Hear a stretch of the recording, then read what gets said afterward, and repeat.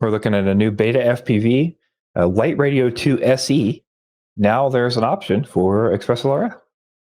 And I think it should be obvious to anyone who knows anything about the LiteRadio why we have mixed feelings about this. Because on the one hand, yay, there's an Express LRS radio. That's so cool. And on the other hand, the LiteRadio has traditionally been very, very poor quality.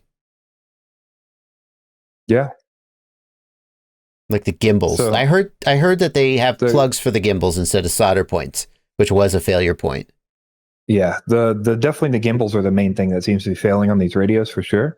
But the other big issue, unfortunately, with this radio is that, you know, this doesn't run OpenTX, it runs BetaFPV's like software. Yeah. So not only are you going to have to use the BetaFPV configurator to configure it, but unfortunately that will also be the configuration for your Express LRS. Oh. So what happens is, since this is SPI, if there are updates to the TX firmware, like you might want to go to a main build, or you might want to get the new update when it comes out, unfortunately, you're going to be waiting on BetaFPV to do that update. Oof. That reminds me of the old days when, like, I mean, I guess this is still true to some degree, but it's less true. When, like, if you had a Samsung phone and Google released a new version of Android, you had to wait for Samsung to release their update, and you were always like a few months behind the people who had the Google phones. And it sounds like the same thing. The Express LRS devs release a new firmware. You can't have it until BetaFPV builds a new firmware, and you're still, that's too bad.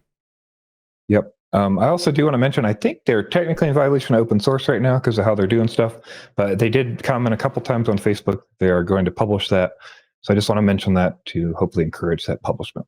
Oh yeah. If you are using a GPL project and you do not publish your source, then you're in violation. Somebody, I think it was on the topic about this radio, they accused TBS of doing the same thing with Freedom TX.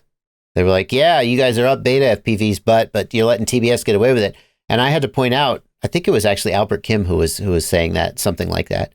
And I pointed out, TBS has published Freedom TX as a GitHub repo. The source is out there, so they are compliant. I'm not sure if they have always been compliant, but they are today. They were not always compliant, but they are caught up, and they did push like the merge with OpenTX EdgeTX, but unfortunately they have not provided a way to flash their radios. So until they provide a way to flash their radios, then the merge doesn't work. So that's what we're waiting.